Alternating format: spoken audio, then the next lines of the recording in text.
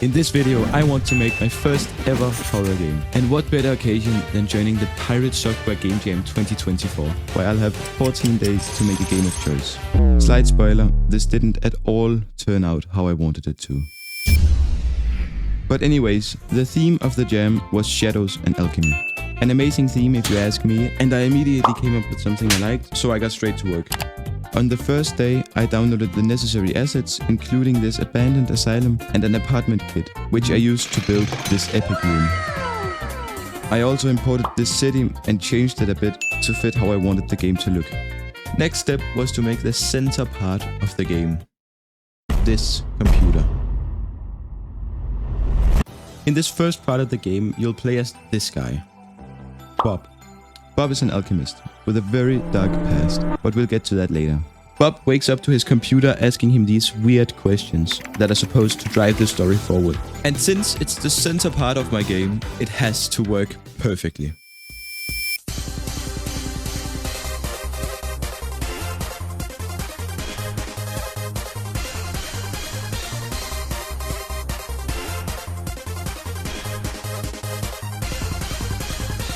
So yeah, finally done with that. It only took 4 days, but the new features include fake mouse, self-writing text, clickable buttons, and screen shake.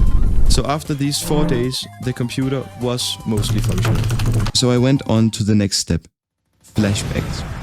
These flashbacks are here to reveal Bob's terrible past. Bob himself doesn't remember this, but he used to be a big fan of this little thing called human experiments. And he, of course, as any person would, performs his human experiments in this abandoned asylum.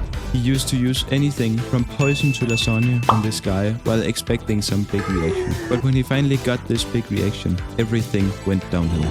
So I chose a room for the player to spawn in and a room for the human experiments. Changed them a bit to fit my needs as well as make the doors work properly. But then I encountered my biggest problem so far, the lighting. Even though this area was fully lit up with lights everywhere, it looked like this. I looked up possible fixes everywhere, and people kept telling me that I just had to make the lights important. What does that mean, you might ask? I have absolutely no idea. But then suddenly a new possible solution appeared, something called baked lighting. So I followed a tutorial, and after 5 hours of baking, yes, 5 hours of baking, the lighting was fixed. Not really, because apparently baking the lighting means a couple things. On the good side, baked lights means that the game runs smoother and look better usually. But on the bad side, the light is fake, which means it doesn't really light and it can't be turned off, which is a problem, because this is supposed to be a horror game, remember? Scary and bright don't really go well together. In other words, I really want to turn the lights on and off. I tried fixing this for a while, but eventually I just gave up and left that problem for future me. Next step, I found myself a good-looking man to play the victim, sat him down and pinned him to this dentist chair. I made him this goofy idle animation where his toes wiggle and stuff. I then decided that Bob would pick up a syringe and use it on the man. For the first time ever, I tried making cutscenes and that went, well... There's no sound over yet, but that will be future me's problem as well. I just want to mention that at this point, I only had 5 days left, which means that it's time to log in, because I wasn't even close to halfway done. But this was about where everything started going downhill. And I encountered my first major problem. Even though the project wasn't that big, I've never made anything of this size yet, and I'm not really used to these big projects. So the code I wrote was absolutely horrendous. I have 5 different functions, all named Start Computer Mode, that the script chooses between with the help of this dreadfully unholy if statement, that even includes this random number. Also, the entire story is driven by this even worse if statement that only works because it counts the amount of times you pressed this button. So all in all, my game is terrible, my code is terrible, and future me has to cope with past me's mistakes. So instead of fixing any of my problems, I continued to work on story progression and made this epic jump scare.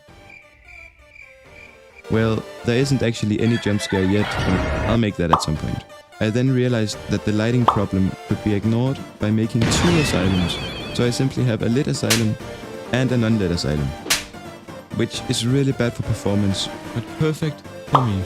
Next, I made another cutscene where the victim turns into a shadow. This one was supposed to be scary, but it really wasn't, because it sounded like this.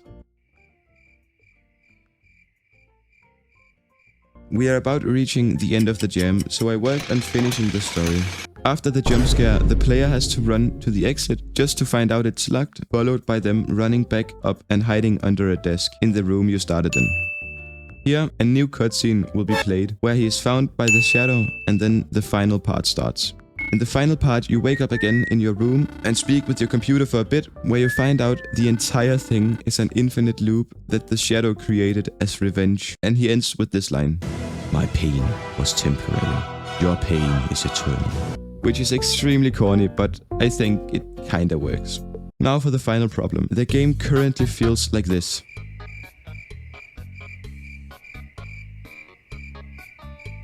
Which is why we need sound effects. Sound effects are one of the most important parts of any game, especially a horror game. So I stockpiled a bunch of sound effects, made a sound manager, and scattered sound effects around the game in various places. On the last stretch of time before the deadline, I rushed to get things done and managed to implement the final jump scare. As well as these arrows, so the player knew where to go, and of course a start screen with sentimental music. When all of this was done, with half an hour left before the deadline, I built the game and went over to itch and published. Now you might be thinking, that went pretty smoothly. The title clearly said how I failed miserably. Did bro just clickbait my ass?